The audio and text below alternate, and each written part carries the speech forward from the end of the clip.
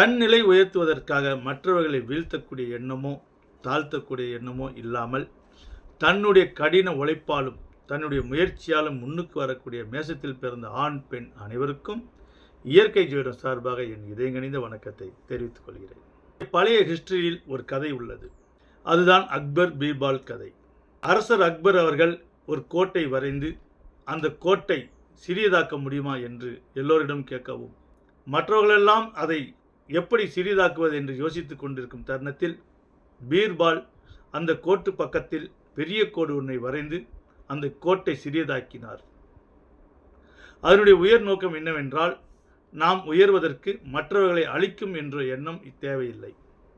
அதே போலதான் இந்த மேசத்தில் உள்ளவர்கள் தான் உயர்வடைய மற்றவர்களை வீழ்த்தியோ தாழ்த்தியோ உயர்வடைய மாட்டார்கள். தன்னுடைய உழைப்பாலும் தன்னுடைய விடாமுயற்சியாலும் முன்னுக்கு வரக்கூடியவர்கள் இந்த மேசத்தில் பிறந்தவர்கள். காலபுருஷ தத்துவப்படி முதன்மை ராசியாகும் இந்த மேசராசி. இந்த மேசத்தில் சஞ்சரிக்கும் கிரகம் செவ்வாய் பகவான். இந்த செவ்வாய் பகவான் வீரத்துக்கு அதிபதி, அஞ்சா நெஞ்சன், எதற்கும் தலை வணங்கா முடி, நேர்மின் சிகரம் என்று வர்ணித்து கொண்டே போகலாம்.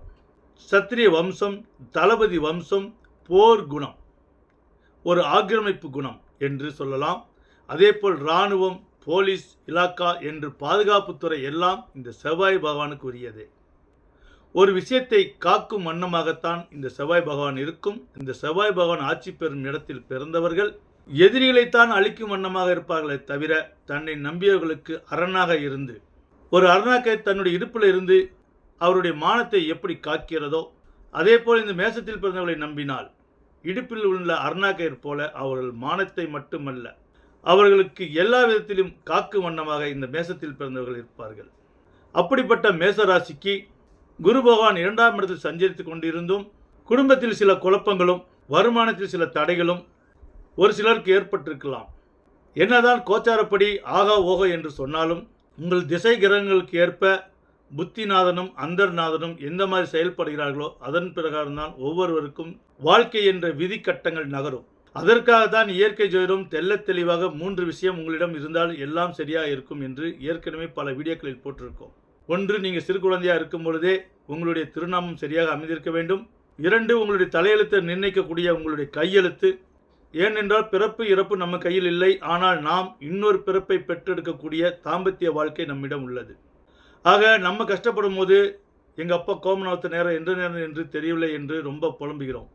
ஒரு பிறப்பு இறப்பு என்பது சாதாரண விஷயமல்ல, ஒரு தாம்பத்தியம் என்பது சாதாரண விஷயமல்ல. இரு கிரகங்களின் இணைவாகும். நாம் ஒரு விஷயத்தை தெரிந்தாலும் தெரிந்து கொள்ளாவிட்டாலும் இயற்கை சுழற்சி என்பது பேர் இயக்கமாகும். இதை பற்றி பல வீடியோக்களில் சொல்லியிருக்கிறோம். இந்த வீடியோவில் சொல்ல வந்த கருத்து என்னவென்றால், பிரபஞ்ச சக்தியில் நமக்கு எத்தனையோ அருட்கொடைகள் உண்டு. அந்த அருட்கொடையில் விருட்சம் என்று சில விஷயங்கள் இருக்கிறது. விருட்சம் என்றால் மரங்கள். இந்த மரங்கள் நம்ம ஜீவனோடு ஒன்றானது. கல் தோன்றி மண் தோன்றிய காலத்தில் இருந்தே மரங்களின் பயன்களை நாம் அடைந்து கொண்டிருக்கிறோம். அதில் உள்ள காய்களையும் கனிகளையும் உண்டு நம்ம மிருகத்திலிருந்து மனித பரிமாற்றத்துக்கு காரணமே இந்த மர செடிகள் தான். அப்படிப்பட்ட மரம் அதிர்ஷ்டமான மரமாக உங்கள் வீட்டில் நீங்கள் வளர்த்து வந்தால் உங்களுக்கு எப்படிப்பட்ட தடைகளும் தாமதங்களும் விலகிச் செல்லும். அவரவர் நட்சத்திரத்திற்குரிய மரங்களும் ராசி நிலைப்படி மரங்களும் கிரக நிலைப்படி மரங்களும் உங்களுடைய இருப்பிடத்தில் நீங்கள் நட்டு வளர்த்து வந்தால் எவ்வளோ பெரிய தடைகளும் தாமதங்களும் எவ்வளோ பெரிய துஷ்ட சக்தியையும் அந்த விருட்சம் உங்களுக்கு தடுத்துவிடும். இது அனுபவ ரீதியாகவும் கண்ட உண்மையாகும், நம்ம முன்னோர்கள் சொன்ன உண்மையும் ஆகும். ஆக நீங்கள் வாடகை வீட்டில் இருந்தாலும் கூட ஒரு தொட்டியை ரெடி பண்ணி அந்த தொட்டியில் இந்த விருட்சத்தை வளர்த்து வாருங்கள்.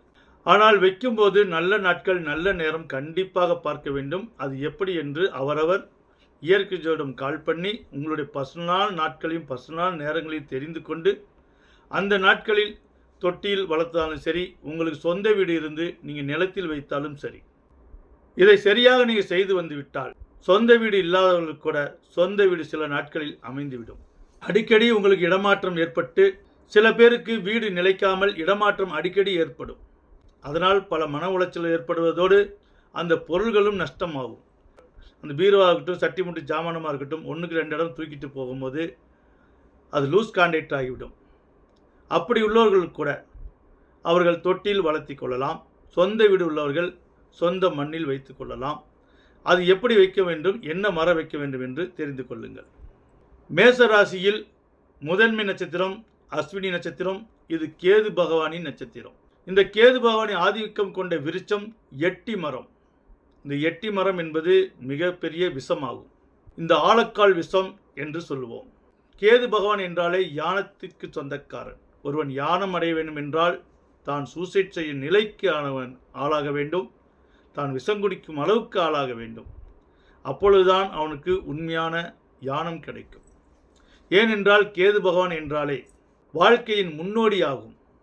பல விஷயங்களை அவங்க ஆண்டு அனுபவித்து பிறகுதான் யானியாக முடியும். ஒவ்வொரு யானியின் முன்கதை எப்படி இருக்கும் என்றால் எல்லா விஷயத்திலும் அவர்கள் ஆண்டு அனுபவித்து மக்களுக்கு தத்துவத்தை எடுத்து உரைப்பவர்கள்தான் ஆன்மீகவாதி. அந்த ஆன்மீகம் கொண்ட கேது பகவானின் ஆதிக்கம் கொண்டதுதான் எட்டி மரம். எட்டி மரம் வைப்பது பெருசில்லை. அதனுடைய காய் காய்க்கும் போது அந்த காயை பிச்சு நீங்கள் கீழே தூக்கி எறிஞ்சிடணும். ஏனென்றால் குழந்தைகள் அந்த காயை எடுத்து வாயில் வைத்து விட்டார்கள் என்றால் அது சரியான விஷமாகும். ஆனால் வாஸ்துப்படியும் உங்களுடைய கிரகநிலைப்படியும் இந்த எட்டி மரத்தை நீங்கள் வளர்த்த வேண்டும். ஆனால் பூ பூக்கும்போது காய் காய்க்கும் போது அந்த பூவையும் காயையும் நீங்கள் பிச்சு விட வேண்டும். நீங்கள் சொந்த வீடாக இருந்தால் வடக்கு திசையில் மாமரம், அரச மரம், இந்த 2 மரங்களை வைக்கலாம். அரச மரம் பெரிய மரம், அது வைக்க இடம் இல்லாதவர்கள் மாமரம் வைக்கலாம். மாமரமும் பெரிய மரம்தான், அதுவும் வைக்க முடியாதவர்கள் வில்வ மரத்தை வைக்கலாம். வில்வ மரமும் ஓரளவுக்கு பெரிய மரம்தான், அதையும் வைக்க முடியாதவர்கள். ஏனென்றால் ஒரு காலத்தில் கவர்மெண்ட் ரூல்ஸ் படி ஒருவருக்கு 5 ஏக்கரா ஒதுக்கினார்கள். அது சுருங்கி 1 ஏக்கராவாச்சு.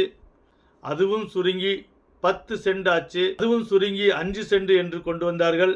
அதுவும் சுருங்கி 3 சென்ட் இடம் கொண்டு வந்தார்கள். இன்றைய அளவுக்கு 1 சென்ட் 1.5 சென்ட், அதாவது 400 சதுரடி 600 சதுரடி என்று ஆகிவிட்டது. இந்த மாதிரி இடத்தில் மாமரம், அரச மரம், ஆலமரம்லாம் வைக்க முடியாது. அதனால் அப்படி உள்ளவர்கள் மரம் வைக்க தேவையில்லை, செடிகள் வைத்தால் போதும். முதலில் மரங்கள் வைக்கக்கூடிய தகுதி உள்ளவர்களுக்கு இதை தெரிந்து கொள்ளுங்கள். இந்த தென்கிழக்கு, தென்மேற்கு, தென்மத்தி இந்த 3 இடத்தில் மேசத்தில் பிறந்தவர்கள், நீங்கள் அஸ்வினியாக இருந்தாலும் சரி, பரணியாக இருந்தாலும் சரி, கார்த்திகை நட்சத்திரமாக இருந்தாலும் சரி, நெல்லிக்கனி மரத்தை நீங்கள் வைக்க வேண்டும். இந்த நெல்லிக்கனி பெரிய கனியாக இருக்கலாம் அல்லது சிறிய கனியாக இருக்கலாம், அரைநெல்லிக்காயாக இருக்கலாம். நெல்லிக்காய் செடி நீங்கள் வளர்த்தி வந்தால் உங்களுக்கு எவ்வளோ பெரிய துஷ்ட சக்தி வந்தாலும் அந்த சக்தியை அது தடுத்து நிறுத்தும். எவ்வளோ பெரிய பிரச்சனை வந்தாலும் அந்த பிரச்சனை சிறிய பிரச்சனையாக மாறும். பிரச்சனை வராது என்று சொல்லவில்லை, பிரச்சனை வந்தாலும் அந்த பிரச்சனையை அந்த விருட்சங்கள் தாங்கிக் கொள்ளும். அதுக்காகத்தான் இந்த விருட்சத்தை சொல்லி கொண்டிருக்கிறோம். அதே போல் உங்களுடைய கிழக்கு திசையில் வில்வ மரம் அல்லது விலாமரம் அல்லது அரச மரம் இது வைக்கலாம். சிலர் சொல்லுவார்கள் கிழக்கு திசையில் வச்சா சூரியனை மறைத்துவிடும் என்று. 1000 கைகள் கொண்டு மறைத்தாலும் ஆதவனை மறைக்க முடியாது. ஆக தாராளமாக கிழக்கு திசையில் வைக்கலாம்.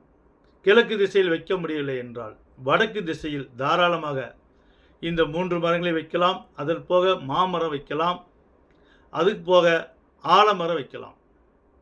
இது இட வசதி உள்ளவர்களுக்கு. ஓரளவுக்கு இட வசதி இருந்து மரம் வைக்க முடியாதவர்கள் தொட்டியில் வைத்துக் கொள்ளலாம். அஸ்வினிக்கு பிறந்தவர்களுக்கு எட்டி மரம், பரணி பிறந்தவர்களுக்கு நெல்லி மரம், கார்த்திகை நட்சத்திரத்தில் பிறந்தவர்களுக்கு அத்தி மரம். 3 நட்சத்திரத்தில் பிறந்தவர்கள் இந்த 3 மரங்களையும் வைத்துக் கொள்ளலாம். ஆனாலும் குறிப்பாக அவரவருக்குரிய அந்த ஒரு மரம் இருக்க வேண்டும். சரி, இடவசதி இல்லாதவர்கள் மரங்கள் வைக்க முடியவில்லை என்றால் தென்கிழக்கு, தென்மத்தி, தென்மேற்கு இந்த 3 இடங்களில் ஜாதி பூச்செடி வைக்கலாம், மல்லிகை பூச்செடி வைக்கலாம். கிழக்கு திசையில் செம்பருத்தி பூச்செடி வைக்கலாம், செண்பக பூச்செடி வைக்கலாம். வடக்கு திசையில் ரோஸ் செடி வைக்கலாம். வெறும் நீங்கள் 600 சதுரடிக்குள் தான் நீங்கள் வாழ்ந்து கொண்டிருக்கிறீர்கள். உங்களுக்கு இந்த செடியெல்லாம் வைக்க சுத்தமாக இடமில்லை என்றால் அதனுடைய ஃபோட்டோக்களை நீங்கள் வாங்கி வைத்துக் கொள்ளலாம். மற்ற வர்ணங்களும் வரலாம், ஒரு ஜாதி கொடி அதில் வந்தால் போதும். அதே போல் மல்லிகைப்பூ செடி வர மாதிரி வச்சுக்கலாம், செம்பருத்தி பூச்செடி வர மாதிரியும் ஒரு ஃபோட்டோ எடுத்து கிழக்கு வகை வச்சுக்கலாம். 7 குதிரை பொருந்திய ரதம் கொண்ட ஃபோட்டோ வைத்துக் கொள்ளலாம். சூரியன் தோன்றிய மாதிரி ஒரு ஃபோட்டோ வைத்துக் கொள்ளலாம். இவைகளெல்லாம் கிழக்கில் இருக்க வேண்டும்.